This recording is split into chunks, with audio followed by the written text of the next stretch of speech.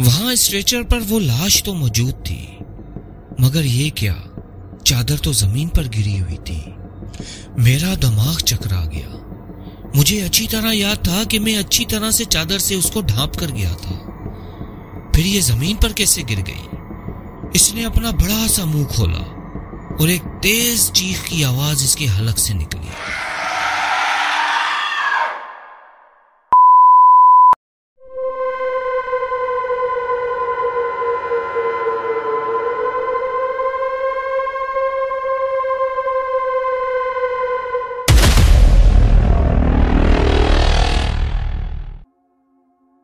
بسم اللہ الرحمن الرحیم۔ السلام علیکم، میرا نام ہے آصف اور اردو ہارر اسٹوریز میں آپ کا خوش آمدید۔ امید کرتا ہوں کہ آپ جہاں ہوں گے خیریت سے ہوں گے۔ دوستوں، کبھی آپ کا مردہ خانے میں جانے کا اتفاق ہوا ہے؟ سوچ کے ہی ڈر لگتا ہے نا۔ اگر کسی مردہ خانے میں آپ کی ڈیوٹی لگ جائے، جہاں ان لاشوں کے ساتھ آپ کے سوا کوئی نہ ہو، اور ان لاشوں میں سے ایک لاش زندہ ہو جائے، آپ لوگ یہ منظر سوچ کر تو دیکھیں، سوچنے سے ہی دل کی دھڑکنیں رک جائیں گی۔ پر آج جو میں آپ کو یہ واقعہ سنانے جا رہا ہوں، اس واقعے میں ایسا ہی کچھ ہوا۔ اس واقعے کو کمزور دل والے افراد دن کے ٹائم ہی سنیں، ورنہ ساری رات آپ کی جاگتے اور ادھر ادھر دیکھتے گزر جائے گی۔ سچ کہوں تو یہ کہانی ریکارڈ کرتے میرے بھی ہاتھ پاؤں پھول گئے تھے۔ ہلکی سی بھی آہٹ پر میں رک کر ادھر ادھر دیکھنے لگ جاتا، پر آپ لوگوں کے لیے میں نے ہمت جٹا کر اس کو ریکارڈ کر ہی لیا۔ دوستوں، آپ تک اسٹوری پہنچانے میں بہت محنت لگتی ہے، پر بدلے میں آپ کے کمنٹس اور واٹس ایپ پر آئے ہوئے میسیجز پڑھ کر میرا دل خوش ہو جاتا ہے۔ لگتا ہے کہ میری محنت وصول ہو گئی۔ مجھے آپ کے پیار اور سپورٹ کی بہت ضرورت ہے۔ چلیں اب زیادہ بور نہیں کرتا، واقعہ شروع کرتے ہیں۔ پر واقعہ شروع کرنے سے پہلے نئے آنے والے ویورز سے گزارش ہے کہ میرا چینل سبسکرائب کریں، تاکہ آئندہ بھی ایسی مزے کی ہارر اسٹوریز اور واقعات آپ مس نہ کریں، اور میری ویڈیوز آپ تک ٹائم سے پہنچ سکیں۔ تو چلیں اب واقعہ شروع کرتے ہیں۔ یہ 2010 کی بات ہے۔ میں ان دنوں سعودیہ عرب کے شہر عمان میں تھا۔ میرا تعلیمی ریکارڈ میڈیکل سے تعلق رکھتا تھا، مگر پیسوں کی کمی نے مجھے درمیان میں روک دیا تھا۔ عمان آنے کی وجہ ایک نوکری تھی جو میں رد نہیں کر سکا، مگر کچھ ہی ماہ میں وہ نوکری ختم ہو گئی۔ اب واپس جانے کی نہ ہمت تھی نہ ہی پیسہ۔ کچھ جاننے والوں نے سمجھایا کہ کوشش کرو، نوکری مل جائے گی، ورنہ اگلے ماہ واپس پاکستان ڈپورٹ کر دیے جاؤ گے۔ میں ہر ممکن کوشش کرنے لگا، اور ایک ہفتہ ایسے ہی گزر گیا۔ ایک صبح میں بیٹھا چائے پی رہا تھا کہ میرا دوست جس کے گھر میں رہ رہا تھا وہ میرے پاس آیا اور بولا، یار حسن، ایک نوکری ملی ہے، کرو گے؟ یہ سن کر تو میرے جسم میں جیسے جان پڑ گئی۔ میں فوراً بولا، ہاں کیوں نہیں کروں گا۔ وہ بولا کہ یار پہلے سن تو لو کہ کیسی نوکری ہے۔ میں نے اس کی صورت دیکھی تو وہ سنجیدہ اور تھوڑا سا پریشان لگ رہا تھا۔ میں نے اس کے ہاتھ پر ہاتھ رکھا اور کہا کہ یار جیسی بھی ہے بتاؤ، پریشان کیوں ہو رہے ہو؟ وہ سنبھل گیا اور کہنے لگا کہ ایک ہسپتال میں جاب ہے، لیکن ایک مسئلہ ہے۔ میں خوشی اور حیرت سے اسے دیکھنے لگا۔ وہ آگے بولا، بات یہ ہے کہ نوکری مردہ خانے میں ہے۔ اس نے رک کر کہا، مردہ خانے میں؟ میں نے ایک دم پریشان ہو کر پوچھا تو وہ بولا، ہاں، انہیں ایک اسسٹنٹ ڈاکٹر کی ضرورت ہے جو پوسٹ مارٹم کرنے میں اسسٹ کرے۔ اس نے تفصیل بتائی۔ میں تھوڑا پریشانی کے عالم میں اس کا منہ دیکھنے لگا تو اس نے سمجھایا کہ پیسے بھی کافی اچھے ہیں اور ایک کمرے کا گھر بھی ملے گا۔ مرتا کیا نہ کرتا، میں نے ہاں کر دی۔ اگلے دن میں اس کے بتائے ہوئے پتے پر ہسپتال پہنچ گیا۔ وہ ایک قدیم طرز کا بنا ہوا ہسپتال تھا۔ اس ہسپتال میں ایک باغ بھی تھا جس میں ایک دو آدمی مالی کا کام کرتے ہوئے مجھے دکھائی دیے۔ تھوڑا اندر جا کر کاؤنٹر پر میرا استقبال ایک نرس نے کیا اور مجھے ایک سینئر ڈاکٹر محمد الباقر کے کمرے میں بھیج دیا۔ میں اس کمرے میں جا کر ڈاکٹر سے ملا اس نے بڑی گرم جوشی سے ہاتھ ملایا اور مجھے بتایا کہ مجھے لاش کو چیرنا پھاڑنا نہیں ہے، بس ہمارے پوسٹ مارٹم کے ڈاکٹر کے ساتھ کھڑے رہنا ہے اور اسسٹ کرنا ہے، کیونکہ سابقہ اسسٹنٹ اپنے ملک واپس جا چکا ہے۔ یہ کہہ کر وہ مجھے لے کر ایک لمبے سے کوریڈور سے ہوتا ہوا بائیں جانب مڑ گیا اور آخری کمرے کے پاس پہنچ کر رک گیا۔ اس کمرے کا دروازہ اچھا خاصا بڑا تھا اور اس کے اوپر ایک تختی بھی لکھی ہوئی تھی جس پہ عربی زبان میں کچھ لکھا ہوا تھا، جس کے معنی تھے مردہ خانہ۔ میں نے ایک لمبا سا سانس کھینچا اور ڈاکٹر عبد الباقر کے پیچھے اس کمرے میں داخل ہو گیا۔ یہ کمرہ ایک بہت بڑا سا ہال تھا جس کے 2 حصے کیے ہوئے تھے۔ اس کا ایک حصہ تو پوسٹ مارٹم کی میز اور اوزاروں کا تھا اور ایک سائیڈ میں الماری تھی جس میں سینکڑوں دوائیاں رکھی ہوئی تھیں، اور ان کے سامنے ایک دیوار پر شیشہ لگا ہوا تھا جس سے کمرے کے اندر کا دوسرا حصہ صاف دکھائی دیتا تھا۔ اس حصے میں کچھ اسٹریچرز نما بیڈ رکھے ہوئے تھے جن کی تعداد 6 تھی۔ سامنے کی آخری دیوار پر لاشوں کو رکھنے والے کیبن لگے ہوئے تھے۔ ان کیبنوں میں مردہ لوگوں کو رکھا جاتا تھا۔ اس کمرے میں جو اسٹریچر پڑے ہوئے تھے ان میں سے 3 پر سفید چادر کے نیچے لاشیں موجود تھیں، جبکہ 3 اسٹریچر خالی تھے۔ یہ میرا مردہ خانے میں آنے کا پہلا موقع تھا۔ میں کم ہمت نہیں تھا، مگر ایسے دوسری دنیا میں چلے جانے والے لوگوں کے خالی جسم دیکھ کر عجیب سا خوف طاری ہو رہا تھا۔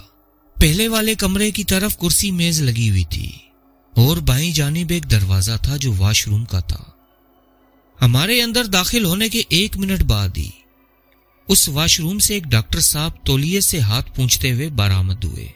میرا ان کے ساتھ تعارف ہوا تو وہ خوشی سے اردو میں بولے کہ میں بھی پاکستان سے ہوں، پچھلے 12 سال سے یہاں کام کر رہا ہوں، میرا نام طفیل ہے۔ Nice to meet you sir, میرا نام حسن ہے، میں نے مختصر سا تعارف کروایا۔ پھر تھوڑی سی رسمی کارروائی کے بعد میری وہاں سلیکشن ہو گئی۔ اچھی تنخواہ کے ساتھ ایک کمرے کا گھر بھی جو ایک فلیٹ تھا مجھے دیا گیا، پر اس کی چابی مجھے اگلے ہفتے ملنی تھی۔ بس تب تک مجھے کام سمجھنا تھا اور یہ ثابت کرنا تھا کہ میں اس کام کے لیے اہل ہوں۔ ڈاکٹر طفیل ایک بہت ہی ملنسار انسان تھے۔ انہوں نے مجھے سمجھایا کہ کسی بھی کام کو برا شگن نہ سمجھو، اور یہ بھی بتایا کہ اس ہسپتال کے جو ہیڈ ہیں وہ مجھ سے 2 دن بعد ملیں گے، اور ڈاکٹر طفیل کی رپورٹ کے مطابق مجھے اپوائنٹمنٹ لیٹر دیا جائے گا۔ میں نے دل سے کام کرنے کا ارادہ کر لیا۔ شام تک وہ تینوں لاشیں اپنے اپنے لواحقین کے ذریعے لے جائی جا چکی تھی، اور اب میری گھبراہٹ بھی کچھ کم ہو گئی تھی۔ ڈیوٹی رات 9 بجے ختم ہونی تھی۔ اس کے بعد جو بھی لاش آتی وہ کیبن میں رکھی جاتی اور اس پر نوٹ لکھ دیا جاتا۔ صبح ڈاکٹر طفیل 8 بجے آ کر اس کو دیکھ لیتے تھے۔ میرا کام مشکل نہیں تھا، بس اوزاروں کو جراثیم کش مطلب اسٹیرلائز کرنا، لاشوں کی فوٹو لینا اور لاوارث لاشوں کو پیک کر کے کیبن میں ڈالنا تھا۔ ہر لاش پر سے فنگر پرنٹ بھی لیے جاتے تاکہ ان کی شناخت میں آسانی ہو، اور ان سب کے بعد آخر میں کمپیوٹر پر ان کی انٹری کر دی جاتی۔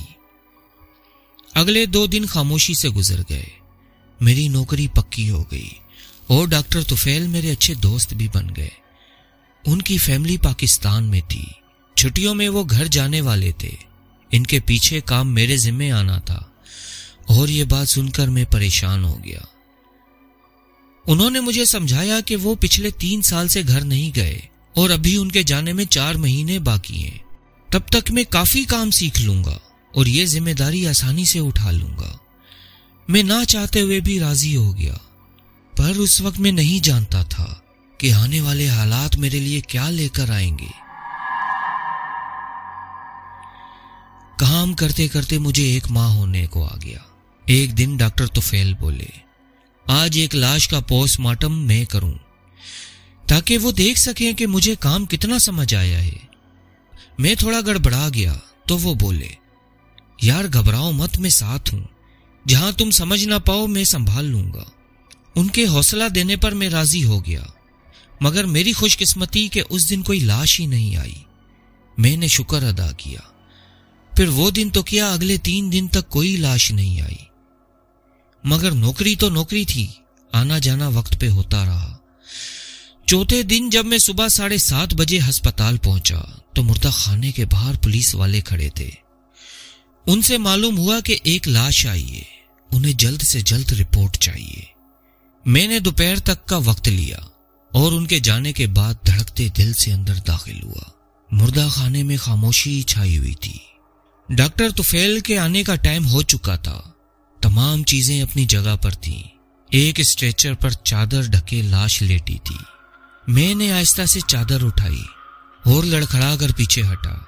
اس میں تو ایک جوان لڑکی کی لاش پڑی تھی۔ وہ شکل و صورت سے غیر مقامی لگ رہی تھی۔ لڑکی کا منہ اور آنکھیں کھلی ہوئی تھیں، اس کی نیلی آنکھیں جو مسلسل مجھے دیکھ رہی تھیں، مانو لگ رہا تھا کہ ان میں ابھی بھی جان ہے، اور اس کے چہرے سے لگتا تھا کہ اسے مرے ہوئے زیادہ وقت نہیں ہوا۔ اور اسی ٹائم ایک آہٹ ہوئی اور آہٹ سنتے ہی میں اچھل پڑا اور چادر میرے ہاتھ سے نکل کر لاش کے چہرے کو چھپا گئی۔ میں نے مڑ کر دیکھا تو ایک کمپاؤنڈر کھڑا تھا۔ اس نے عربی میں کچھ کہا جو میری سمجھ میں نہیں آیا۔ میں نے انگلش میں بات کرنے کو کہا تو وہ بس اتنا سمجھا سکا کہ ڈاکٹر باقر مجھ سے ملنا چاہتے ہیں۔ میں لاش کا چہرہ اچھی طرح ڈھانپ کر اس کمپاؤنڈر کے پیچھے چل پڑا۔ کوریڈور میں ایک کاؤنٹر تھا، وہاں ایک میل نرس موجود تھا۔ ڈاکٹر باقر اپنے کمرے میں موجود تھے۔ ڈاکٹر عبد الباقر نے مجھے بتایا کہ آج ڈاکٹر طفیل دوپہر کے بعد آئیں گے۔ وہ ڈاکٹرز کی ایک ضروری میٹنگ اٹینڈ کرنے جا چکے ہیں۔ اب دوپہر تک مجھے ہی اس مردہ خانے کو سنبھالنا ہوگا۔ میں اقرار میں سر ہلا کر واپس آ گیا۔ مردہ خانے کے دروازے پر پہنچ کر مجھے یاد آیا کہ وہاں تو ایک لاش موجود ہے۔ میرے قدم وہیں رک گئے۔ یہ اس پورے مہینے میں پہلی دفعہ تھا جب مجھے اکیلے ایک لاش کے ساتھ وقت گزارنا تھا۔ میں کچھ دیر کھڑا وہیں خود کو مضبوط کرنے لگا۔ کاؤنٹر پر بھی اس وقت کوئی موجود نہیں تھا۔ میل نرس وہاں سے شاید جا چکا تھا۔ میں نے اللہ کا نام لیا اور مردہ خانے میں داخل ہو گیا۔ اندر داخل ہوتے ہی مجھے ایک عجیب سی بے چینی نے گھیر لیا۔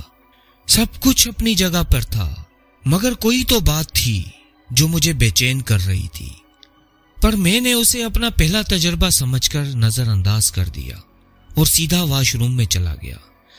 ہاتھ دھو کر میں نے جراثیم کش دستانے پہنے اور اندر والے کمرے میں داخل ہوا۔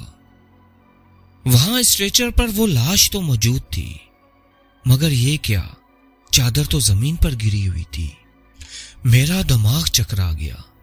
مجھے اچھی طرح یاد تھا کہ میں اچھی طرح سے چادر سے اس کو ڈھانپ کر گیا تھا، پھر یہ زمین پر کیسے گر گئی؟ اچانک مجھے وہاں گھبراہٹ سی ہونے لگی۔ میں نے خود پر قابو پایا اور دماغ میں بات آئی کہ شاید جاتے ہوئے میرے ساتھ ہی اٹک کر اتر گئی ہو اور زمین پر گر گئی ہو۔ میں اپنی سوچ پر کافی حد تک مطمئن ہو گیا۔ میں نے ایک پروفیشنل کی طرح کام کرنا تھا اور ثابت کرنا تھا کہ میں اس جاب کے لیے اہل ہوں۔ خود کو مطمئن کرنے کے بعد میں نے لاش کا جائزہ لیا۔ وہ 20 یا 21 سال کی لڑکی تھی۔ اس کا منہ کھلا ہوا تھا اور آنکھیں بھی کھلی ہوئی تھیں۔ لاش کے ساتھ ہی ایک فائل تھی جس پر اس کی موت کے متعلق کچھ پیپر ورک تھا اور لڑکی کی تصویر بھی۔ لڑکی کی تصویر دیکھ کر میں چونک اٹھا۔ اس کی آنکھوں کا رنگ سیاہ لکھا ہوا تھا اور تصویر میں بھی سیاہ ہی دکھائی دے رہی تھی۔ میں نے غور سے لاش کو دیکھا، پر اس کی آنکھیں تو نیلی تھیں۔ مجھے سمجھ نہیں آیا کہ یہ کیا تھا۔ بہرحال میں نے اسٹریچر نکالا اور تصاویر لینے کے لیے کیمرے کے سامنے لے گیا۔ تصویریں لیتے ہوئے مجھے لاش کو ٹھیک سے جائزہ لینے کا موقع مل گیا۔ اس کے جسم پر ایک سفید فراک تھی، ہاتھوں اور پاؤں کے ناخنوں میں مٹی بھری ہوئی تھی اور ہاتھوں کی رگوں کو بے دردی سے کاٹ دیا گیا تھا۔ تصویر لیتے ہوئے مجھے اس کے منہ میں کوئی چیز نظر آئی۔ چمٹی کی مدد سے اس کے منہ سے مشکل سے کاغذ نکالنے میں کامیاب ہو گیا۔ حیرت سے میں نے کاغذ کھولا، مگر اس میں ناقابل فہم زبان میں کچھ لکھا ہوا تھا۔ یہ کوئی تعویذ نما چیز تھی، مگر واضح طور پر یہ اسلامی نہیں تھا۔ میں نے اس کاغذ کے ٹکڑے کو ثبوت کے طور پر محفوظ کر لیا۔ موت کی وجہ تو سامنے آ چکی تھی، بنیادی رگیں کٹ جانے کی وجہ سے وہ مر گئی تھی، مگر یہ بھی معلوم کرنا تھا کہ کہیں کوئی اور چوٹ تو نہیں۔ اب لاش کے فنگر پرنٹس لینے کا مرحلہ تھا۔ جیسے ہی میں نے اس کے ہاتھوں کو اسکین کیا، ایک دم سے کمرے کی لائٹ بند ہو گئی اور اسی لمحے کمرے کے اندر بیک اپ لائٹس چل گئیں، لیکن اندر والے کمرے میں سرخ رنگ کی لائٹ روشن ہوئی۔ ایک عجیب سا ماحول بن گیا۔ میں نے لاش پہ نگاہ ڈالی اور میرا حلق سوکھ گیا۔ وہ کروٹ کے بل لیٹی تھی، جبکہ ایک لمحہ پہلے وہ بالکل سیدھی تھی۔ کروٹ کے بل ہونے کی وجہ سے اس کا ایک ہاتھ اسٹریچر سے نیچے لٹک گیا تھا۔ میں لڑکھڑا کر 2 قدم پیچھے ہو گیا۔ مجھے ایسا لگ رہا تھا کہ وہ ابھی اٹھ بیٹھے گی۔ میں نے دل ہی دل میں آیت الکرسی کا ورد کرنا شروع کر دیا تھا۔ اس کی آنکھیں اب بھی مجھ پر جمی ہوئی تھی۔ میں ایک دم گھبرا کر باہر کی طرف جانے لگا، مگر دروازے کے قریب پہنچتے ہی میرے ذہن نے کہا کہ حسن، یہ کیا کر رہے ہو؟ اپنی ساری محنت ضائع کر رہے ہو۔ میں وہیں رک گیا اور اسی وقت بجلی آ گئی۔ میں نے لمبی سی سانس لی اور واپس پلٹا۔ لاش ویسے ہی کروٹ کے بل تھی۔ میں ہمت کے ساتھ اس کے قریب گیا، لاش کو سیدھا کیا، اس کے فنگر پرنٹس لیے اور اس کی انٹری کمپیوٹر میں کی۔ اس کے بعد لاش کو ایک پیکنگ میں ڈالا اور کیبن میں رکھ دیا۔ اس لڑکی کی موت کی وجہ اور وقت کا تعین تو ڈاکٹر طفیل ہی کر سکتے تھے۔ اب بس ان کے آنے کا انتظار تھا۔ میں نے پوسٹ مارٹم کے سارے آلات تیار کیے اور پوسٹ مارٹم کے لیے میز بھی تیار کر لی۔ میں اب پوری طرح سے کام میں مصروف تھا۔ اچانک اس لڑکی کی لاش والا کیبن کھل گیا۔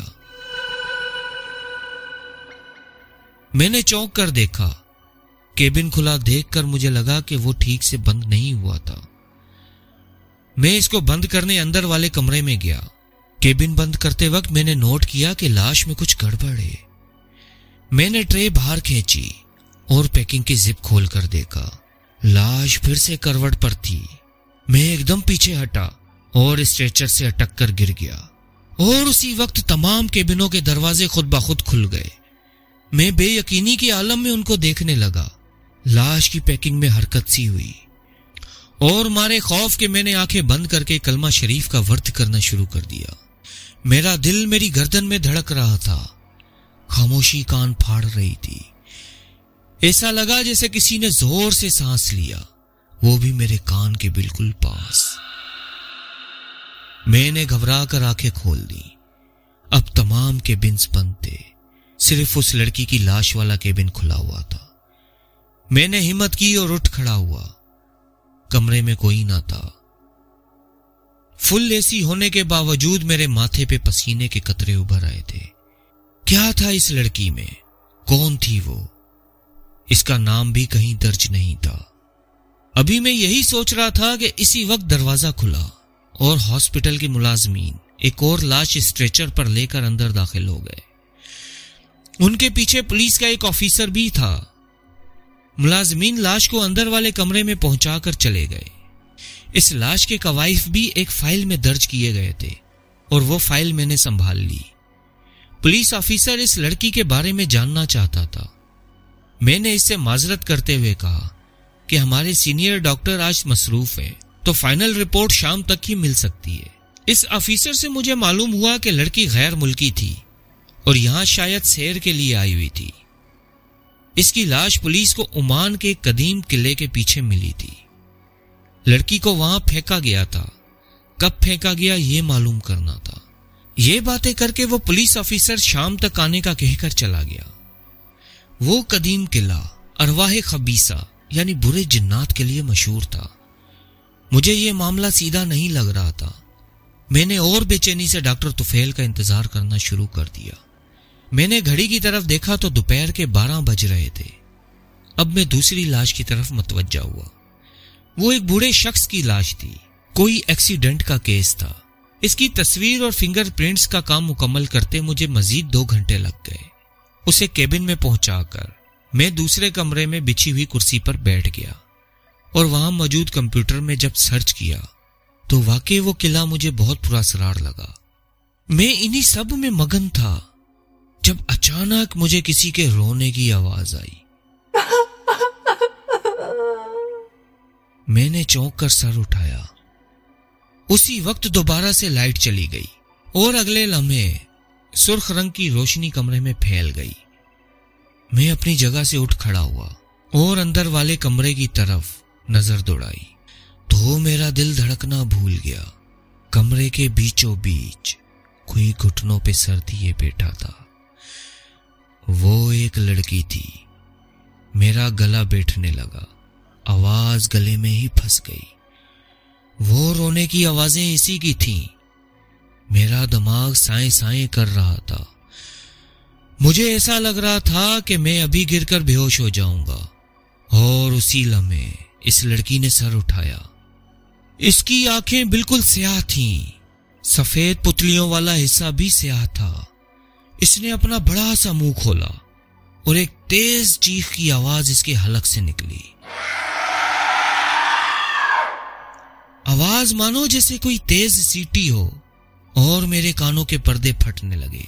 मैं चकरा कर फर्श पर गिर गया और फिर मुझे कोई होश न था। जब मेरी आंखें खुली तो मैं मुर्दा खाने में ही एक बिस्तर पर लेटा हुआ था और डॉक्टर तुफैल और डॉक्टर अब्दुल बाकिर मेरे सामने खड़े थे। मैंने घबरा कर इस लाश के बारे में बताना चाहा, मगर उन्होंने मुझे खामोश करवा दिया। डॉक्टर तुफैल का कहना था कि मुझे जहनी दबाव का सामना हुआ है और कुछ नहीं है। मैं खामोश हो गया। डॉक्टर अल बाकिर के जाने के बाद डॉक्टर तुफैल ने मुझसे तफसील पूछी, जो मैंने लफ्ज ब लफ्ज पूरी तरह बयान की। उन्होंने फौरन अंदर वाले कमरे में जाकर मतलूबा लड़की का केबिन खोला, ट्रे बाहर निकाली। लाश बिल्कुल इस तरह थी जैसे मैंने इसको रखा था। मैं समझ नहीं पा रहा था। मैं बिस्तर से उठ गया और उनके साथ मिलकर लाश पोस्टमार्टम की मेज पर मुंतकिल की। वो मुझे आराम करने का कहते रहे, मगर मैं ना माना। मैं ये गुत्थी सुलझाना चाहता था। अब लाश की आंखें बंद थीं। जब डॉक्टर तुफैल ने लाश का मुआयना करने के लिए आंखें खोलकर टॉर्च की रोशनी डाली तो मैं दंग रह गया, क्योंकि अब उसकी आंखों का रंग स्याह था। लड़की की मौत जहर से हुई थी। इसके मरने के बावजूद इसके हाथों की रगें काट दी गई थी।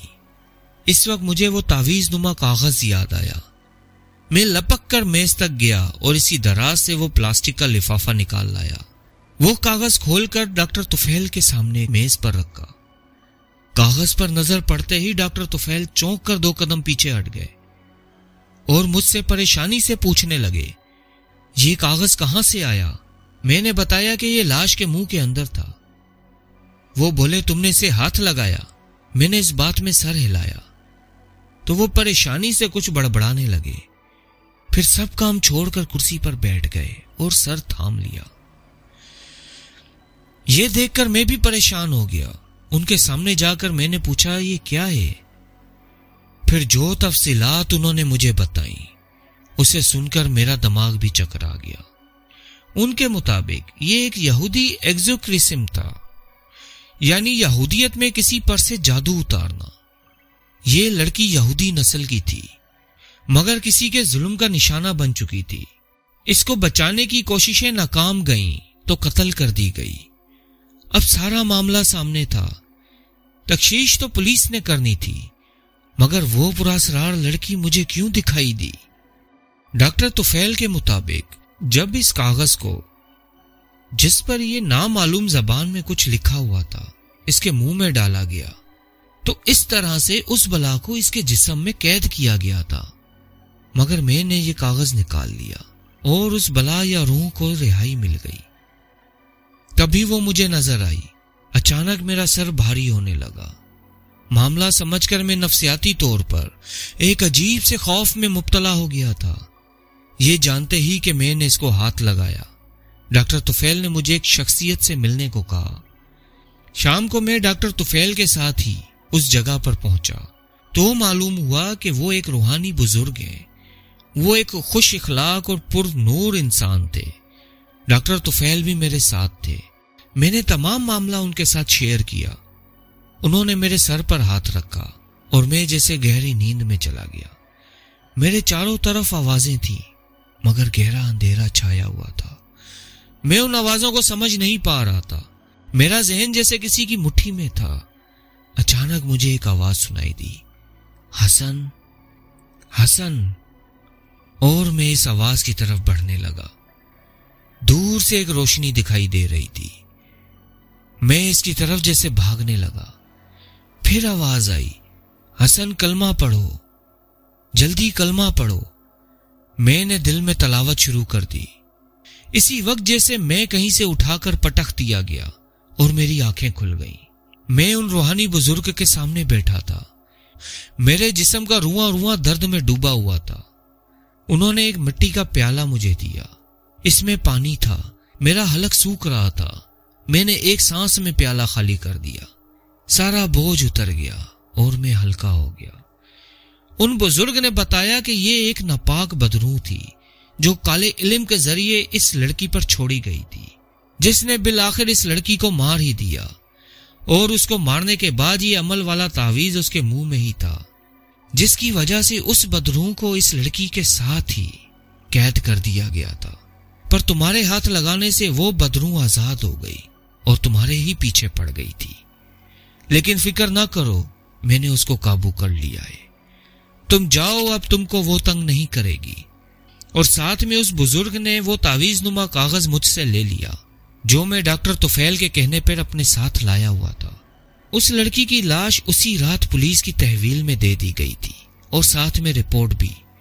پولیس نے اپنا پروسیس کمپلیٹ کر کے اس لاش کو اس کے وطن واپس بھیج دینا تھا۔ میں نے ڈاکٹر طفیل کے ساتھ مزید 3 سال کام کیا، پھر وہاں سے واپس اپنے وطن آ گیا کیونکہ میرے ابا جی کا انتقال ہو گیا تھا۔ اس واقعے کو بہت عرصہ گزر گیا، مگر آج بھی یاد آئے تو ایک خوف کی جھرجھری سی میرے جسم میں دوڑ جاتی ہے۔ تو دوستوں، کیسی لگی آج کی سٹوری؟ کمنٹ کر کے ضرور بتائیے گا۔ ویڈیو کو لائک کیجیے گا، چینل کو سبسکرائب کیجیے گا۔ پھر انشاءاللہ ملیں گے ایک نئی کہانی، ایک نئے قصے یا ایک نئے واقعے کے ساتھ۔ تب تک مجھے اجازت دیجیے، اور اجازت کے ساتھ ساتھ آپ سے ایک ریکویسٹ ہے کہ میرے چینل کو سبسکرائب ضرور کیجیے گا۔ امید ہے آپ نے سبسکرائب کا بٹن دبا دیا ہوگا، اور ساتھ ہی اب میں اجازت چاہوں گا بہت ساری دعاؤں کے ساتھ۔ اللہ حافظ۔